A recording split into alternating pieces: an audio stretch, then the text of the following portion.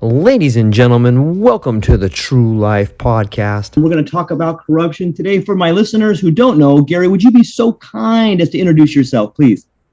George, thank you, and good morning. And good morning to your listeners as well. It is a beautiful day in Honolulu. And actually I'm in Kailua, so it's even more beautiful here. But my name is Gary Cordery, George. It's amazing. The unique pronunciation of that name. Nevertheless, Gary Cordery, glad to be with you this morning. George, it's a blessing to be with you, so thank you. Very nice. I'm thankful as well. I know you have limited time today, and we're thankful that you're here with us. I wanted to talk to you about something that has been plaguing not only our nation, but the state of Hawaii, and it's this idea of corruption. Most people understand corruption as a form of dishonesty that is a crime or offense that can have real ramifications. And there is a lot of it throughout our nation. Maybe it's the time, maybe it's the state we're in. But can you speak to your idea of what corruption is and what you have seen examples of in Hawaii? George, certainly corruption is not new. Corruption is a part of the human condition. Corruption, when I think about it, I think of corruption in terms of favor. People seek curry with those who they think have influence or power. And so they come to them and make offers and suggestions and recommendations and potential outcomes and long-term benefits. And they offer strategies, we could call them bribes. You can call them corruption. You can call it pay to play. There's a number of terms. They're synonymous with bad behavior, but essentially, the idea that a citizen or a lobbyist or a relative or a business person, whether it's blue collar or white collar, they come to a legislator or a political leader, and they offer them gifts or promises for benefits if they'll enact policies or direct circumstances or those kinds of things that would be favorable to those who bring in the corruption, bringing essentially a bribe. So it's in Hawaii, it is rampant. It's rampant everywhere, but in Hawaii, it's become so commonplace. We call it pay to play here, but everybody doesn't want to get really about the word. We lose the power of the distinction because we don't use the actual words: bribery, corruption, lawlessness. These are the kinds of words that are actually related to corruption and how it's implemented. And when we start using those kinds of words, it'll bring some sobriety, and this kind of behavior should stop. It happens everywhere in every aspect of our government. It happens in permitting. It happens in contracting. It happens in zoning. It happens in all forms of legislation. There's the pay-to-play piece. So if you want to get something done in Hawaii, this is word on the street. You want to get something done in Hawaii, then bring a gift. Bring a promise, and you can get it done. Yeah, it is rampant here. I often wonder, let me ask you, it seems to me, once you read, and you as a builder and someone who has owned their company, I'm sure that you have found yourself in positions where, hey, I'm not sure if I can trust this person. Maybe it'd be better to trust my kid, or, hey, I don't know these people. And so sometimes it seems to me that corruption, especially in Hawaii, is some sort of idea of trust, even though it undermines the very trust of the people. Let's say you find yourself in the governor's seat and you're surrounded by people that you feel you might not be able to trust. What would stop you from turning to a family member or accepting a gift? What is it that you have that would allow you to be uncorruptible? Well, uncorruptible. Corruption. Corruption is something that actually comes on slowly. I don't think a person actually arrives at a position fully corrupt. They Right. look at the system. In politics, it starts at the county seat level, and then you maybe make a legislative seat, and then you rise within the legislative branch. Maybe you make president of the Senate or something along the line, or Congress. That process, there's a bit of grooming going on, and there's been an education of how to actually get things done. And if you don't play along with the system, you basically get set on the sidelines. You don't get to participate. Your voice is not heard. And so the method and the mentality of corruption and the way to get things done is to negotiate your conscience away. And the way to not do that is just don't start. over the years, there has been many opportunities to bend the rules, to take the shortcut that you might benefit, that somebody else might benefit from your decisions. I just don't go there. You have to actually draw the line in the very smallest way. What you do in the quietness of your home and how you behave there, it will be reflected in what you do in the public square. So you just don't go there. I've never joined all these organizations. There's tons of organizations to join, and they're not bad. I just don't find it personally attractive to me, because I don't want to be beholden to anybody. So when I come into office, I'm not beholden to anybody. I'm a contractor. I'm not a politician. So I haven't made these agreements. I don't have these policies in place. I don't have this strategy working within me or in my relationships. And so the way to manage that is just don't start. Just don't do it. If somebody wants to do that, no, thank you. We can talk about something else. We cannot talk about that. And when it comes up in the conversation, you just must address it right there. Don't shrink back. Don't hold back. Just allude to what exactly are you saying? Because I'm not about that. So, I really think that it's just nip it in the bud. When it comes small, then deal with it, and you'll get a reputation. You don't go into this office and expect to get anything. You don't bring corruption into this office. And if those around you start to do it, you deal with it. You deal with it honestly. You deal with it up front. You have honest conversations, and there's consequences. So that's the way you deal with it. That's life. If you and I want to have a relationship and it wants to be pure and honest and honorable, then you will call me when I'm stepping out of bounds, and I will do the same for you. Yeah, I agree. And to me, it's so foul on so many levels, because it seems to me the people that go into relationships wanting something, they are the same people that, they have corrupt relationships with their family, with their kids, with their wives. And that's probably why we live in the society we live in. Not only that, what do you think the consequences for corruption should be if someone were to get caught? Obviously, there's different levels, but what kind of consequences could there be for corruption? Well, most people, I shouldn't say that. The way I relate to it is there's consequences for bad behavior. There's natural consequences, and there's applied consequences. Yeah. When your kids are playing out in the air, you tell them don't play and don't run there, and they fall and scrape their knee, that's natural consequences. But when somebody does something purposefully, then there's applied consequences. So that's why we have the law for it. The corruption piece that's missing in our society is the application of law to white collar crime. That's what corruption is. The people that lose, the people that pay the price for corruption, are not those who are being corrupted or actually offering the bribe. It's the citizens. And the citizens have a right for righteous government. They have a right for lawful government to adjudicate and to maintain, accountable relationships so that the people prosper. And when people don't prosper, there should be consequences. These people must be prosecuted. In our administration, we are going to have a task force that looks at corruption, and we're not going to hold back and there'll be opportunities for people to call in, and let their voice be heard, and it'll be censored, but it will be followed up. I don't mean by censored, it'll be held in private. This whistleblower idea, it used to be held in high esteem. So there should be an avenue for people to go, listen, this is what's going on in my department. I do hear it from people. This is what they're doing. This is why we can't get anything done.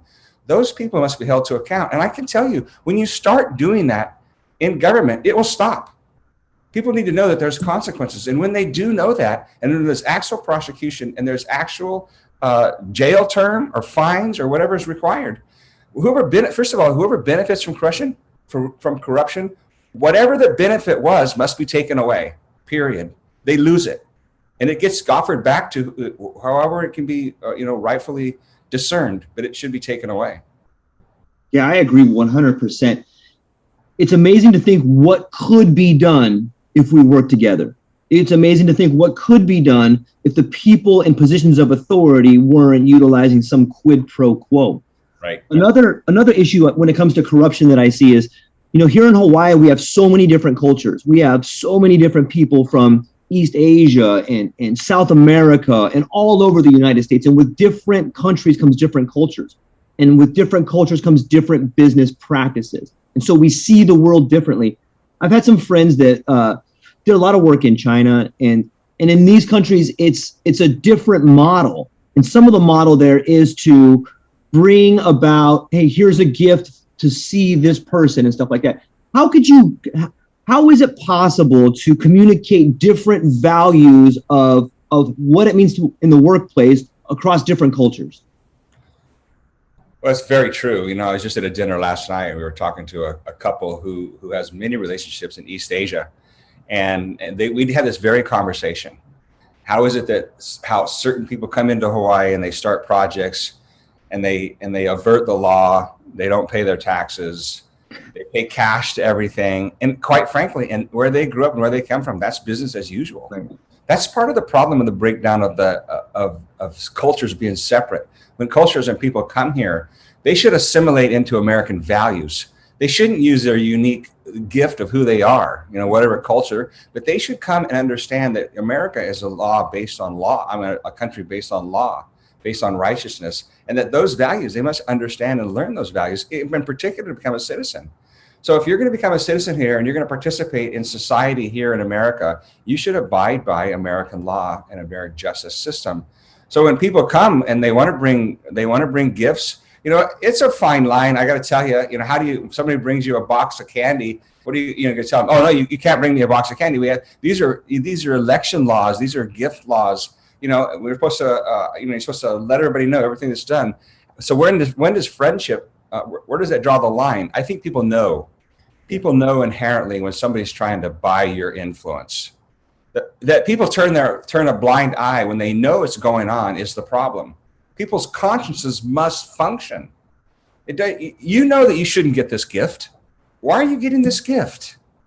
So it's one thing if you go stay in somebody's house and you're there for a week and you want to leave and you want to offer them a thank you, a nice card and a box of chocolates as a gift, as a show of appreciation for their kindness to you. It's another thing to bring them, tickets to the basketball game and you don't even know them when you're going to have breakfast. There's a completely different intention there. And so people have to know that their conscience must work. I don't know how to stop that because that's part of humanity. It's been going on forever. And I don't know that necessarily goes away. I just know that people that are doing that for a purpose to receive something, this must stop. Yeah, I agree. Especially here in Hawaii, I think that we're really between a rock and a hard place when we look at corruption and resources. And two of those main resources that I see are water, are housing. As a package delivery driver, I see houses go up for sale and then an all cash offer come in. Mm-hmm. And then these houses just stay vacant. It seems to me that there's so much foreign investment that comes in and just bids up the housing prices and the house just sit there.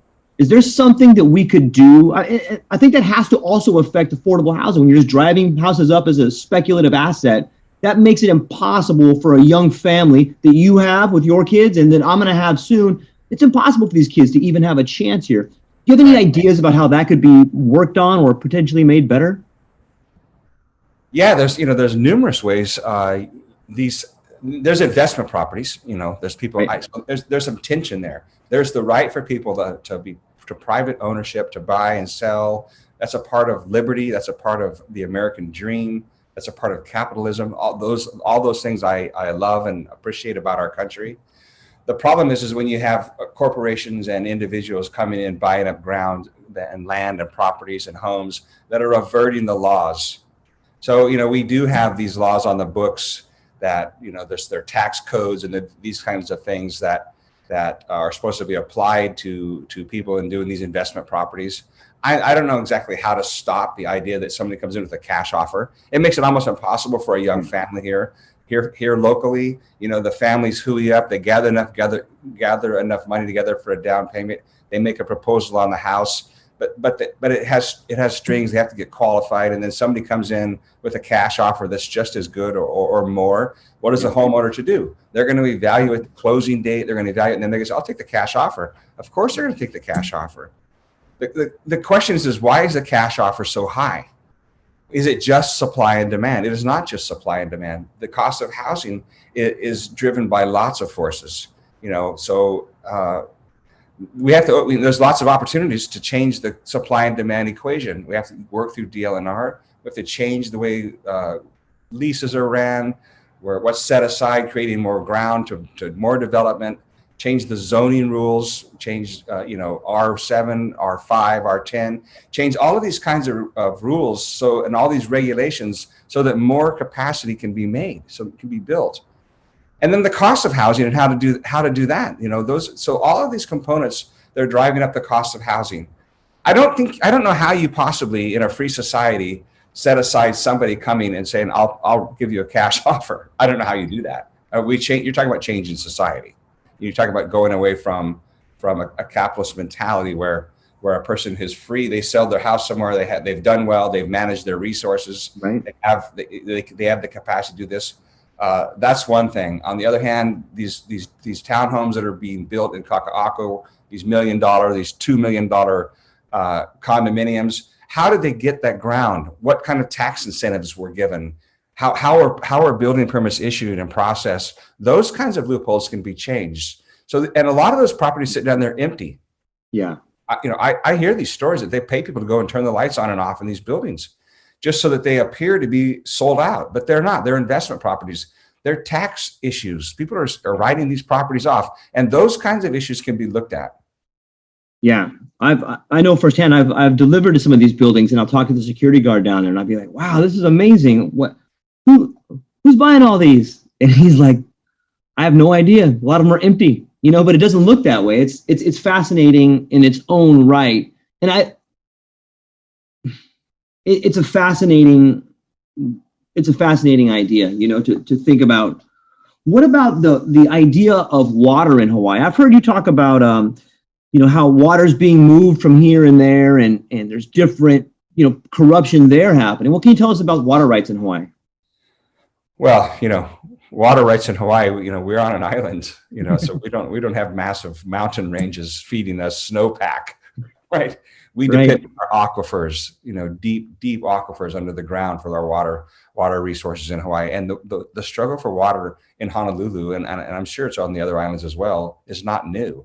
There was lawsuits many years ago, the Waioli water, from the windward side. There was water rights lawsuits, which ultimately the windward side won the lawsuit. The water was being diverted from the wells on the windward side for development on the west side.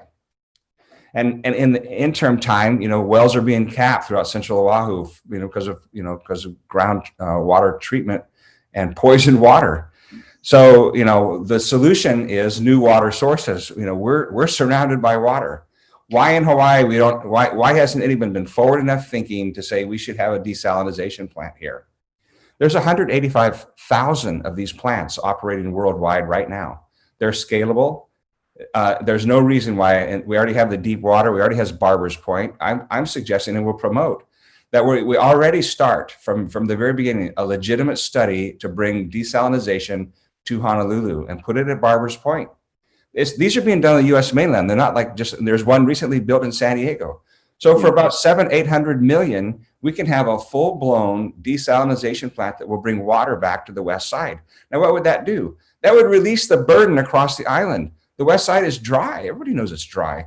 But if you could give the windward water back to the windward farmer and the windward communities, then they could have an entire industry start again. They could have sustainable produce and kalo and the things that they need, farmers that need. But we need sustainable water. So if we actually did a desalination plant there, and these are scalable, they could be done on all of the islands. And there's also water on the other islands that people aren't tapping. In the Big Island, they know that there's at about 3,000 feet, there's a massive aquifer that nobody knows about. It's been tapped. There's 10,000 PSI at about 3,000 feet on the Big Island. It's available, it's there, and we've yet to talk about it as a society, as a community, as a state. The Big Island, Maui, Lanai, these areas are in desperate need of water year in and year out, so that we don't have desalination on all these islands. It's just short-sighted thinking. We need long-term solutions for current problems, and they're available. We don't have to reinvent the wheel. These facilities are out there, and they should be utilized. Yeah, that's really well put. And it seems too, when we have scarcity of resources, the corruption tends to, multiply. So that can also be a factor in bringing down corruption. Well, corruption is on two sides. Corruption is not just open the door so that I can do something. Right. Corruption has also shut the doors so I can maintain something. Oh. So when you see all of these industries being regulated, you have to ask, how come this is being regulated? Who's behind the regulation? As an example, the super ferry. Why did the super ferry have such pushback? Why did it have so much lobbyists against the super ferry? The rental car industry, the airline industry, the shipping industries. These were all industries that were threatened. Their bottom lines were threatened by the super ferry. So they built a coalition to stand against the super ferry. You see the same thing happening in all kinds of industries. Board of Water Supply doesn't want new development of water. Why? It affects their revenue stream. Why isn't Honolulu covered with solar? Why doesn't every housetop have solar on it in Hawaii? Why? Because it threatens HICO's income stream. So these restraints go in place. The systems become so expensive. You talk about affordable housing. Well, let's put code mandated solar and hot water heater on a house, and understand that the price of your house just went up $80,000. This is exactly what's going on. So these are corruptions, but they're not corruptions to open doors. There's corruption to close doors. You see it in the B&B industry now, the Airbnb, right? Who's behind closing the doors for Airbnb? Should there be restraints? Of course there should, but they should be based on things like this. Is there parking available? Is there the infrastructure there to support it? So if it was meant for 10 days and you have the cars there for 10 days, what's the difference between 90 days? Aren't they the same cars? Yeah. They're the same. So what is the restraint about? This is the hotel industry putting regulations in place to constrain local families who need a place to live, who want to generate incomes. So corruption is not just open the doors, it's close the doors. And you see it, you can look carefully through the way regulations are applied in our state. It's everywhere. Would you say that a lot of these industries, whether they're opening the door, whether it's somebody offering a company to come in and start something, or whether it's a lobbyist trying to help out the hotels, is this all transactions that could theoretically be the pay-to-play schemes that we're seeing today? Does that kind of make sense? It does make sense. I think they're one and the same. Yeah. I think it's how you define the terms. Right. Right. It's manipulating the system for gain. Instead of government should be in the business of getting out of the way of people's lives.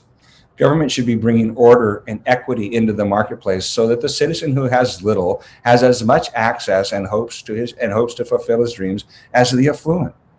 It doesn't mean that one should be preferred or the other. It means they should be treated equally. The same, so the same same thing. Mr. Obama is building this massive place in Waimanalo. Nobody else gets a seawall. How come nobody else gets a permit for a seawall, but he gets a seawall? How come when either side of his home, the road is paved beautifully, brand new, but you go either side of his home, it's pothole city. From Waimanalo to Kailua, from Waimanalo to Hawaii Kai. How come his stretch? What is this? Is this not corruption? This is corruption. The people pay their taxes for all the roads to be paved. Then how come only his road gets paved? I'm just curious. So when you think about corruption, it's in services, it's in goods and services, it's in access to services, it's in not having and having, it's pay to play. These are just semantics. Building permits, how come certain people get building permits and others don't? How come zoning in certain areas are restrained and other areas they're changed? Recently we have set aside Ag 1 properties. These grounds are designated. They're identified as Ag properties. How come certain properties get rezoned and all of a sudden you have solar on them? What happened to the decision to maintain Ag in Hawaii? Is this corruption? I don't know. I can't say specifically is it corruption, but I'm saying that the idea of pay to play, to offer something to get something, is rampant in our state. And I agree that the first thing everybody needs to do is identify the problem. That's how you figure out what you need to solve. But what are some other solutions? Like, it seems so entrenched and it seems like it's just systematic.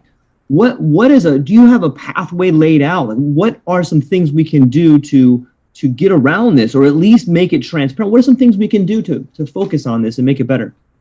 Well, first of all, how about ethics in government? Let's start with that. What a novel idea. Novel idea. How come the governor nominates and appoints the attorney general? How come the courts and the governor, through that combination, appoints the ethics commission? How is it that the ethics commission is supposed to oversee the governor and the other departments in our legislative branch? The ethics commission, the attorney general, should be voted on by the people. They should be representative from all the islands. Each island should have a representative to sit on the ethics commission. They should be nonpartisan, and they don't have to be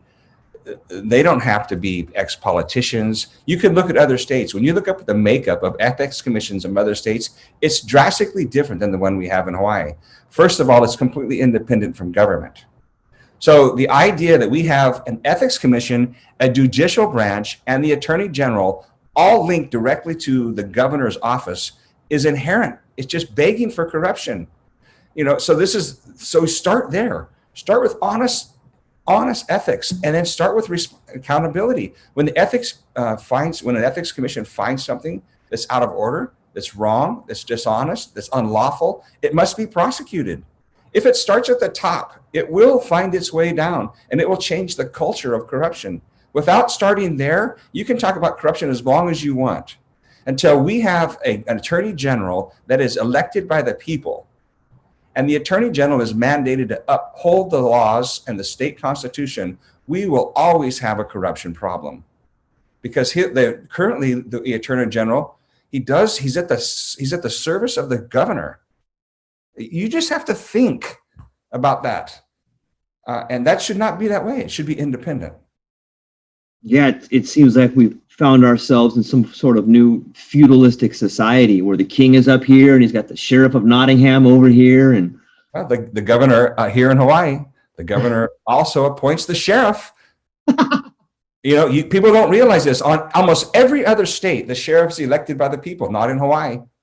Why is that? Why wouldn't the sheriff be independent from the governor? So this consolidation of power, I don't know how this come up, but the governor in Hawaii has more power than any other governor in the union. So one of the ways to start disarming this is start looking at the governor's power. I would say as governor, I haven't studied this yet, George, but I would say as governor, we're gonna depower. That's not a word. How do we do that? How do we say that? We're gonna take the power away from the governor. And I'm not sure exactly how to do that, but I'm telling you, in me, it lives that way, that the power should be inherent in the people, not in the elected officer. So as a way of the office of governor to serve the people would be to give the power back to the people to put in those positions of authority by the people and for the people. So that's just a foundational and fundamental change that needs to happen. Yeah, I couldn't agree more.